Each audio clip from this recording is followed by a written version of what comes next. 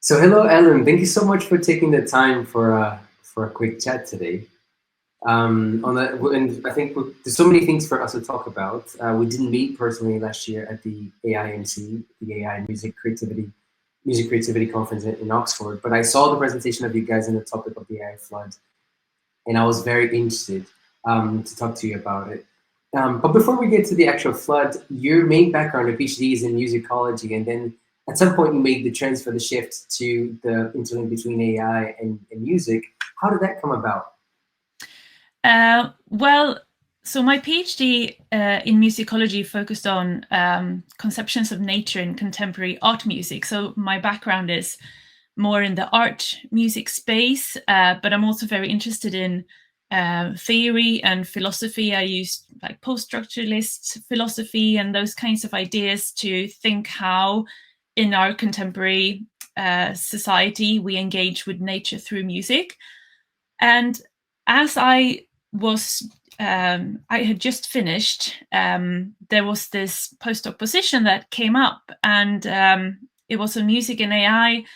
And it first felt like it's quite far away from studying music in nature to studying music and AI.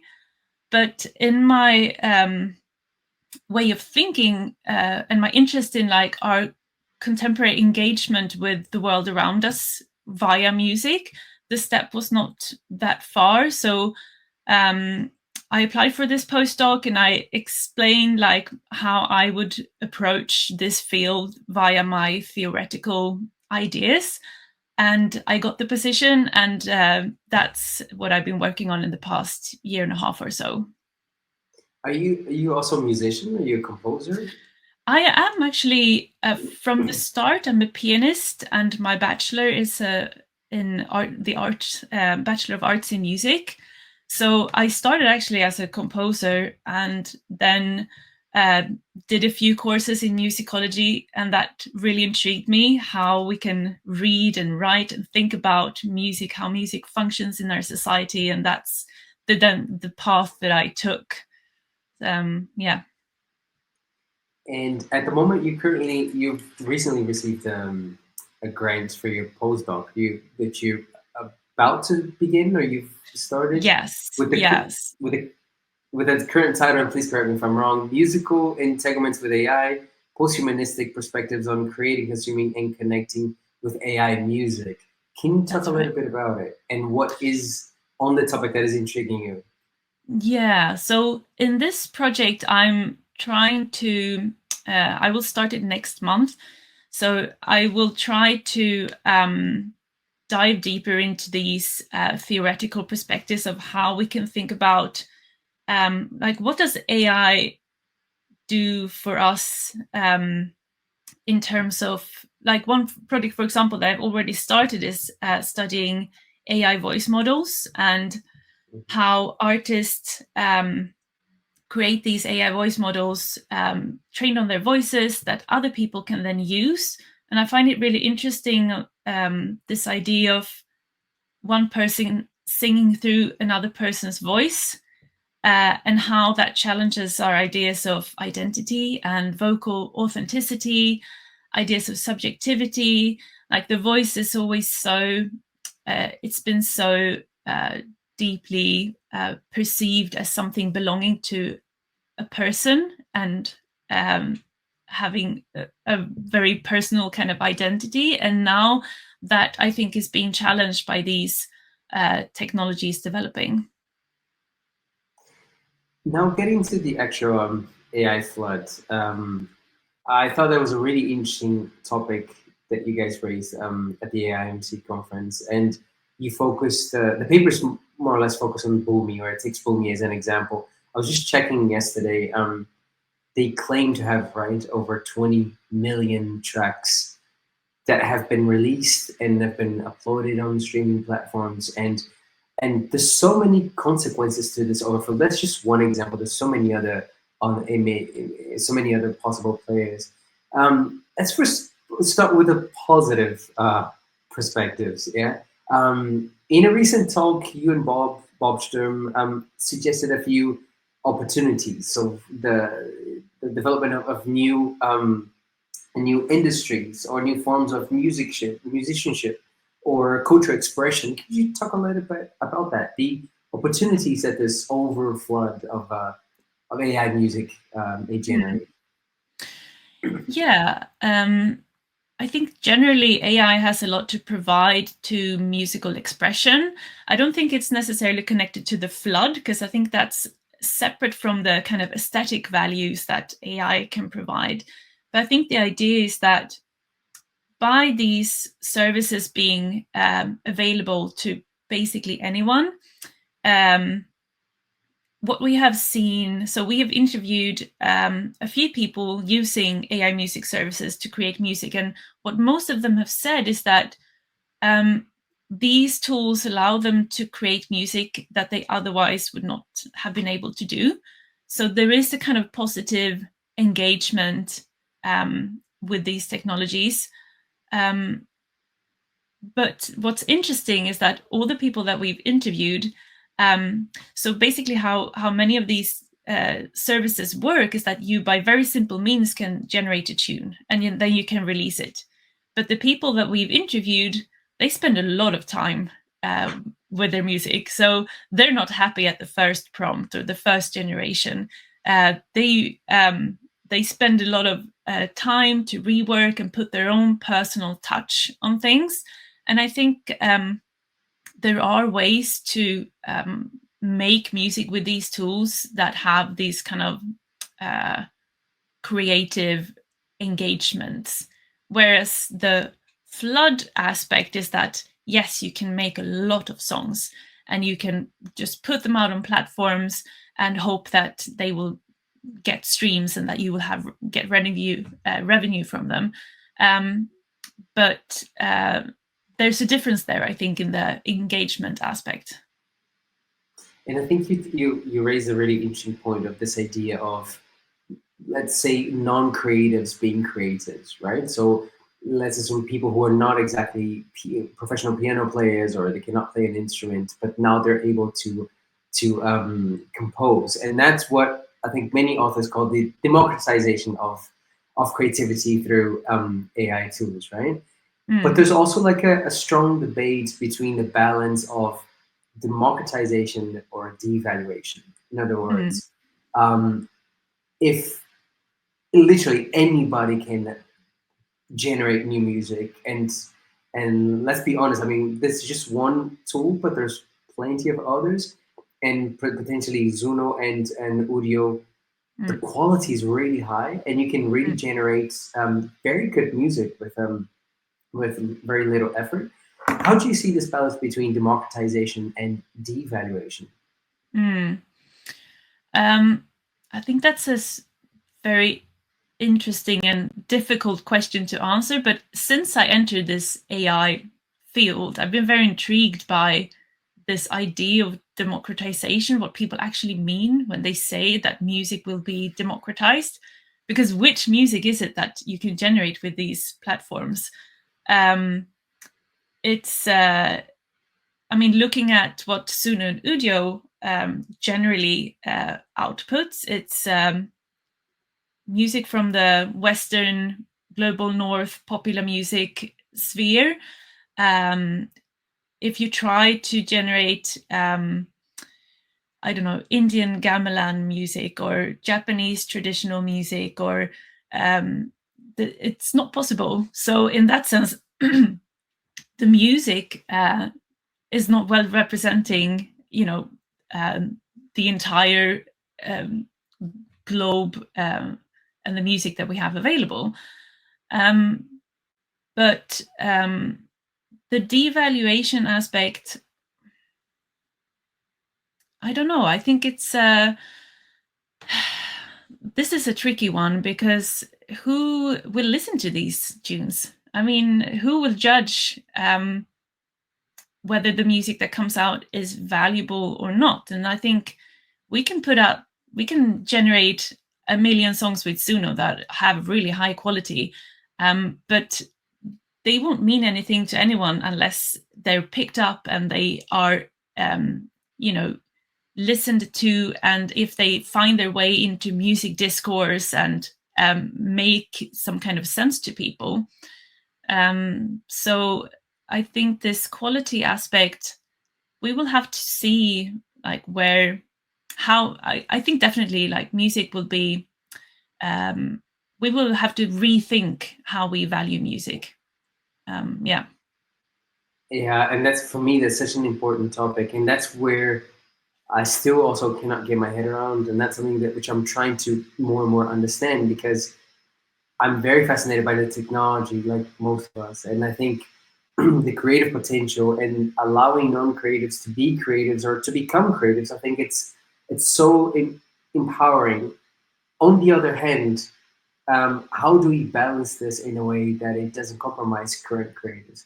That's where I cannot, also don't have a full answer to it. And but I think that it's something which is so important to discuss. How do you see, what do you think are the main implications for current creators? So, as someone who studied piano for many years, I assume you will know lots of people who potentially still live from, simply playing or composing, and that are deeply concerned about these new technologies. How do you see the implications for current creators?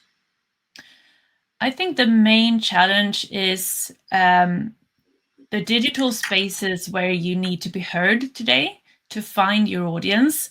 And it's already a problem, I think, with streaming services and the revenue system that people don't, the small artists get very little pay for their streams. And it's already only the big ones that can really live on the music in that sense. So considering how the system already functions, I think smaller artists are not that challenged by this, because they already live in a very challenging situation where they maybe have to live on live performances and selling merch or whatever.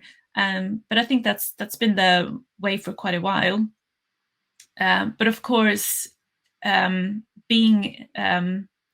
your audience online is going to become even more challenging, because it's going to be more and more difficult to tell which content is generated by a human and which content is generated by AI, and how can we trust what the streaming platforms recommends for us, because the recommendation systems have a lot of agency over what we actually come across online as well.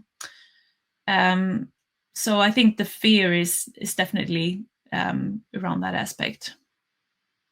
One of the topics that most interests me and that I've mostly researched is on human perception and reaction to AI generated content, especially music. And obviously it's very genre based, very subgroup based, but how do you perceive the way that people are responding to AI generated music, AI generated art? I think what we are seeing is something that we have come to call meme music, which is like you generate songs for fun and the content is kind of silly because you can get like a Michael Jackson sounding voice to sing a song about your neighbor's cat and it's really funny. So that kind of stuff is definitely the main kind of content that people think like to generate. And it's a certain kind of aesthetic to that. I mean, it's nothing wrong with it. It's kind of fun. And it's interesting that now memes are also making its way into music creation, because memes have obviously been part of internet culture since the start of the internet, basically. And now we have the capability to make memes with music. And I think that's quite interesting. Yeah, what was your question again? I actually forgot. I think I had some other answer there.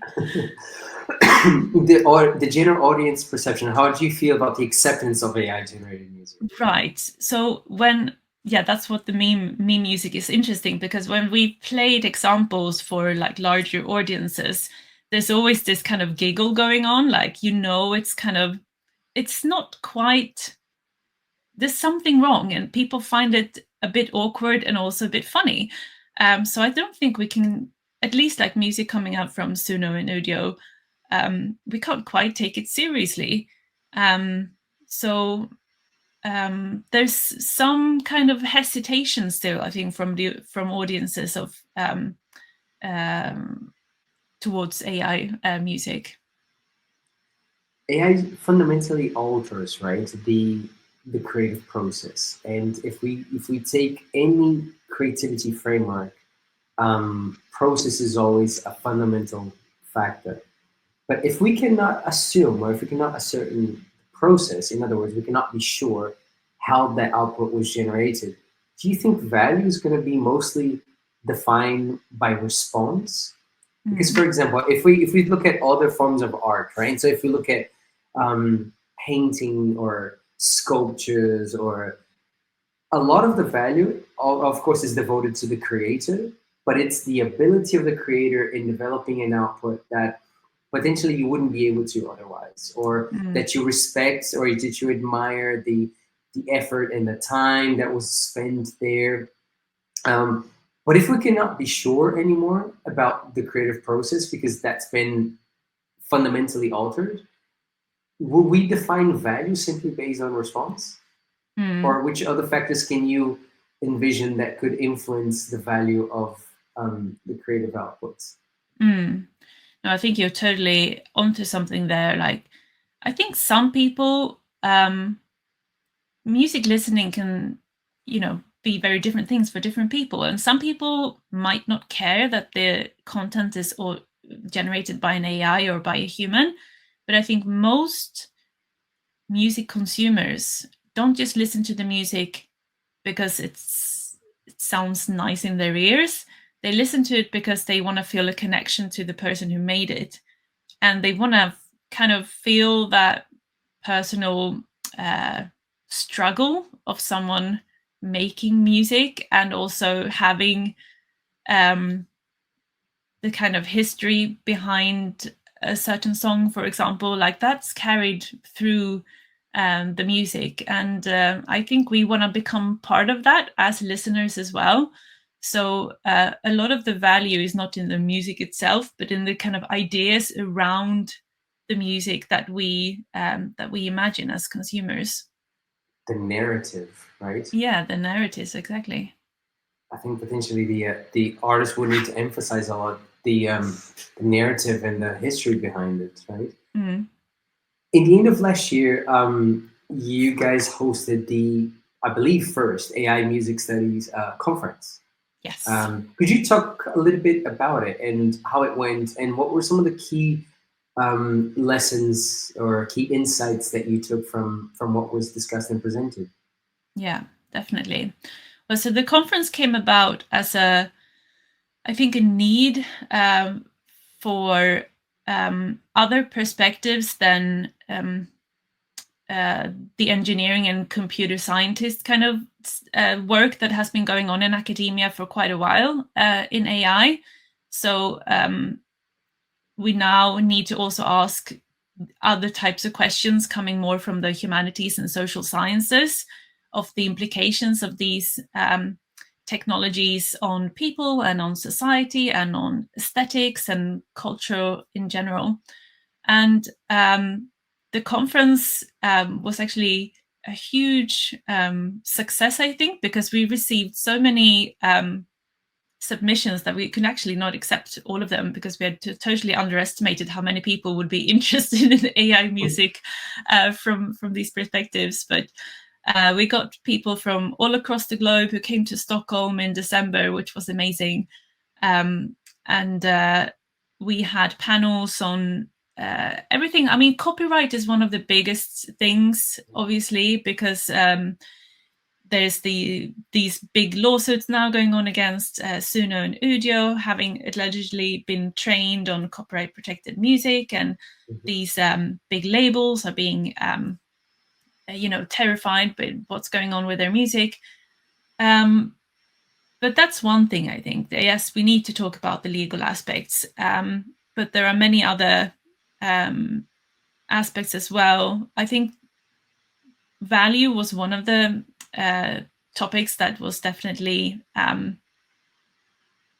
talked about a lot, like how, as you said, how will our perspective of value change? And we don't have any answers yet. And also the aesthetics of music, how AI technologies can, in different ways, challenge and develop and give us new ideas of what music is and what it can be and how it can sound and who can make it and things like that.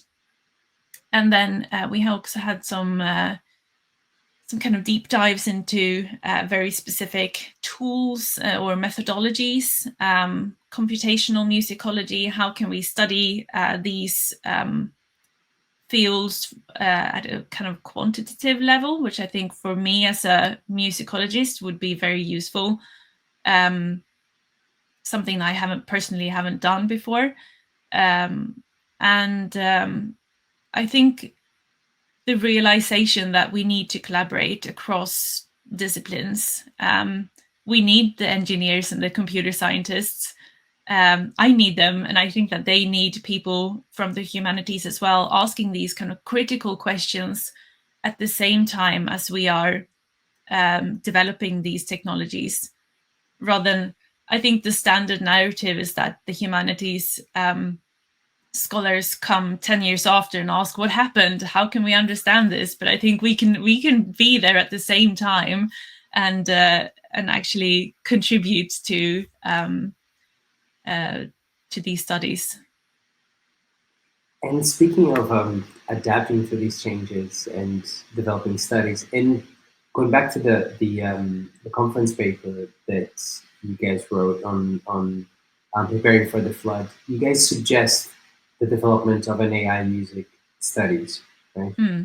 Could you talk a little bit about that idea and why it's important to develop an AI music studies program? Or I think the idea was, and the conference was kind of a test to see whether we need AI music studies or not. And the conclusion, I think, is from having met all the people that came to the conference, I think the conclusion is yes. Like, it's always a good idea to gather around a certain topic and say, like, we are in this field, we can collaborate. We have ideas that we have similar ideas, but we also have different perspectives. And that's always helpful. I don't think anyone does a good job sitting on their own thinking. It's we need each other to get forward. Before we go into some quick fire questions to conclude, apart from your the project that you're about to start in your postdoc, where does your interest currently lie? What is it about the intersection of AI and music that is most triggering your curiosity?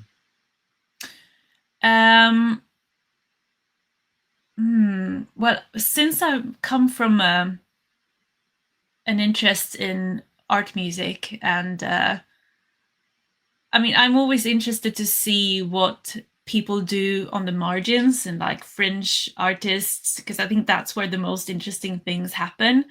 Yes, the commercial AI music are taking up a lot of space, but I think it's in the small kind of margins where the really interesting explorations happen, at least to me. That's where music is really challenged, like the ideas of the ontology and aesthetics of music are being pushed forward. So that's definitely where I want to keep my eyes on as well. So to finish up, I have a few quick questions, let's put it that way. The first one is, in terms of AI, what makes human creativity unique? I think the struggle to, the struggle of making something. I don't think that's why I think it's interesting that when we have talked to these people making music with AI, is that they explain this kind of struggle in the process as well. And I think that's where the joy happens. The joy doesn't happen from clicking a button and having a song that sounds really good. The joy happens from like really putting yourself and your work into something. And that's, I think, what I think of as being creative. What message would you have to creatives, that human creatives that are currently maybe hesitant or concerned about the advances of AI in creative fields? I would just say keep making music, like keep struggling, keep playing instruments, keep meeting your friends and your colleagues, and just keep making music. I think that's the only way to go forward. Which creative AI tool has most excited you?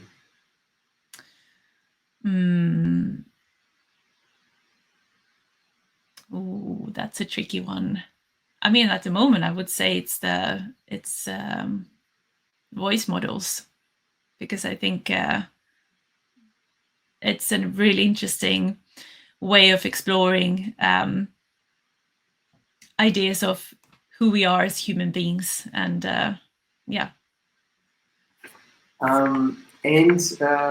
What, not exactly related with AI, but could you name 3 artists that have most influenced you in your life? Right. So this is a tricky one as well, but I don't know, maybe it's a cliche, but my number one is always Björk. I mean, she's just a fascinating artist. She's always, at the forefront of technology. I think I would imagine that her next album will be engaging with AI in one way or another, but also the way she manages to break commercially and always at the same time challenge norms, and with this kind of artistic flair that is just unmatched. She's super cool. 2 others? 2 others. Okay, so my next one would be the French. No, not the French. Sorry, scrap that. My next one would be the Finnish composer Kaija Saariaho, who I think is one of the. She passed away last year in 2023, and she will be, I think, remembered as one of the greatest composers of the late 20th and early 21st century. Her way of making music, it just really inspires me, and I think we're going to study her music for quite a while. And my last one is going to be the Swedish folk musician Lena Jonsson. She's a violinist, and I came across her music. I don't know how, but her album "Stories from the Outside" really opened my ears to folk music, and it even inspired me to now start learning a new instrument, which is the Swedish nyckelharpa, which is a Swedish folk music instrument. And I've been on a hunt for someone who can make me one, because you can't go into a music shop and buy one. You have to find someone who builds them. And now I want to learn to play folk music. So I think that's a good inspiration as well. Is there anywhere where people can listen to your music, the one that you have composed in the past? Not really. I think there might be some old things on SoundCloud, but nothing I'd recommend. Okay. And to really finish up, what is your current relationship with the piano? I play some of my old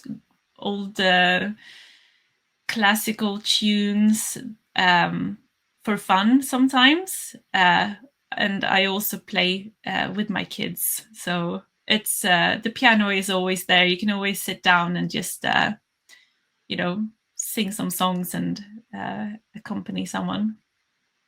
And just one thing which I forgot, are you guys hosting again the AI Music Studies conference this year? The next one is being planned, and it's set to be in Nottingham in the UK I think in March 2026, so in a year from now. Okay. Mm-hmm. Elin, thank you so much for taking the time. I really appreciate it. best of luck with the project that you're about to start. I really look forward to seeing the outputs of it. And let's keep the discussions going on the flood, because that's a very, very important topic. Yeah. Thank you so much for having me.